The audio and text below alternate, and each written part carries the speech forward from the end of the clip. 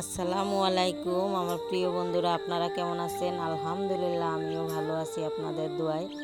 তো সকাল সকালে দেখেন বন্ধুরা, নিয়ে আসলাম প্রাকৃতিক দৃশ্য দেখার জন্য, উপভোগ করার জন্য। আমি শুধু একা একাই প্রতিদিন উপভোগ করব, এটা কি হয়? স্বার্থপরের মতন বলেন। আপনারাও যদি উপভোগ না করেন তাহলে তো ভালো লাগে না। তার জন্য আর কি একসাথে শেয়ার করার জন্যই নিয়ে আসলাম। দেখেন এই যে কলার বাগান, এখানে কলা হয়, কলা হইলে তারপরে এগুলা বিক্রি করা হয়। এই যে শহরে গাড়িতে গাড়িতে নিয়ে যায় সেইগুলা কলার আর কি গাছ, সাগর কলা যাকে বলা হয়, বড় বড় কলা হয়, সেই কলা গাছ এটা। তো বন্ধুরা দেখেন প্রাকৃতিক দৃশ্য দেখে কেমন লাগে তা অবশ্য আমাকে কমেন্ট করে জানাবেন। আর বন্ধুরা, আমি তো এসব দৃশ্য প্রতিদিনই দেখি। আমার তো খুবই ভালো লাগে, যা কি বলবো বলে বোঝানো যায় না। যে যেখান থেকে আমার এই ভিডিওটা বা ব্লগটা দেখতেছেন সবাইকে জানাই আমার আন্তরিক শুভেচ্ছা ও ভালোবাসা। তো সবাই আমার সাথে থাকবেন, আমার ভিডিওটা উপভোগ করবেন।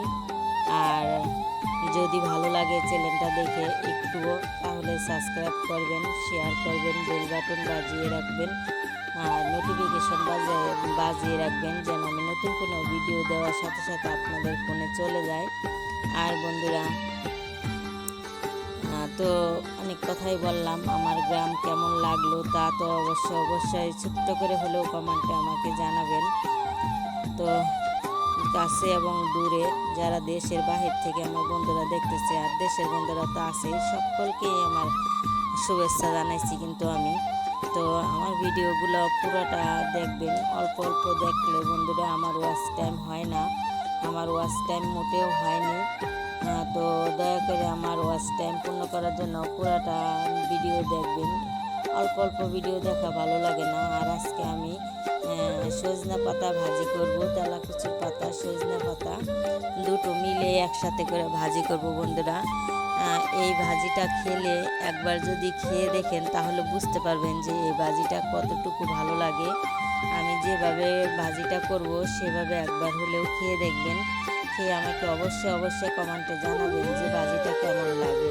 তো বন্ধুরা, এভাবে যদি সজনা পাতা, তেলাকুচুর পাতার নাকি আমি শুনছি যে অনেক গুণাগুণ, তো আমি গুণাগুণ বুঝি না, আমি শুধু এইটুকু বুঝি যে আমার ভালো লাগে, খুবই ভালো লাগে। তার জন্য আমি বেশিরভাগ খাই। আমি চুলায় গরম পানি অল্প একটু বসিয়েছিলাম, সেই গরম পানি যখন ফুটে উঠেছে তার ভিতর সজনা পাতা দিয়ে দিয়েছি আর তেলাকুচু পাতা আর লবণ দিয়ে আমি ডেকে দিয়েছি। যখন এটা ভালোভাবে সিদ্ধ হয়ে যাবে তখন আমি এটাকে নামিয়ে ফেলছি। আর এই যে তেল, সরিষার তেল, পেঁয়াজ আর রসুন এখানে আমি তেলে দিয়ে ভেজে নিচ্ছি। এটাকে ভাজা হইলে তারপর আমি শাকগুলো অ্যাড করে দিব বন্ধুরা। আর এই শাক আপনারা একবার খেয়ে আমাকে অবশ্যই জানাবেন যে কেমন হয়েছে। অতুলনীয় স্বাদ এই শাকটা, খুবই ভালো লাগে এভাবে ভাজি করলে।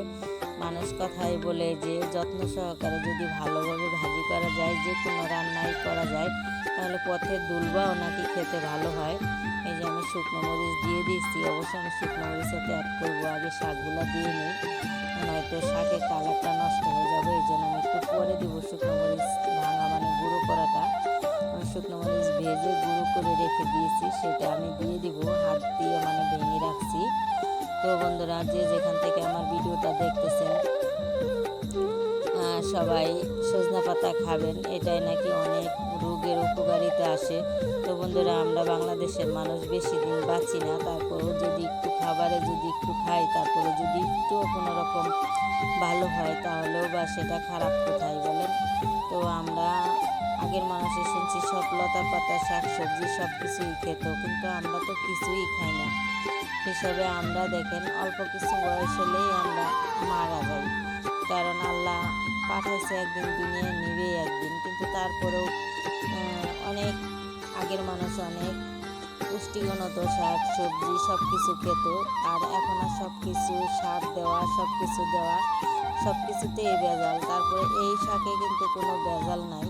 তো আশা করি আপনারাও বাড়িতে এভাবে একবার হলেও বানিয়ে ট্রাই করে খেয়ে দেখবেন, তারপরে আমাকে অবশ্যই জানাবেন। আমি শুকনো মরিচ ভাজাটাও দিয়ে দিয়েছি। আর এভাবে শুকনো মরিচ ভাজাটা না দিলে সজনে পাতাটা ভালো লাগে না, শুকনো মরিচটা দিলে অসাধারণ হয়। ভেজে আমি তেল দিয়ে ভাজে তারপরে গুঁড়ো করছি, গুঁড়ো করার মানে হাত দিয়ে ভেঙে নিয়েছি, তারপরে আমি দিছি। এটা দিলে খুবই সুন্দর একটা ফ্লেভার হয়, আর খেতে মরিচের বিচি দিয়ে একটা কামড় পড়ে গেলে খেতে খুবই ভালো লাগে আর অসাধারণ লাগে। তো বন্ধুরা, ভিডিওটা কেমন হলো অবশ্যই আমাকে লাইক কমেন্ট করে জানাবেন। আর আজ এই পর্যন্তই। সবাইকে শুভকামনা, ভালো থাকবেন, সুস্থ থাকবেন।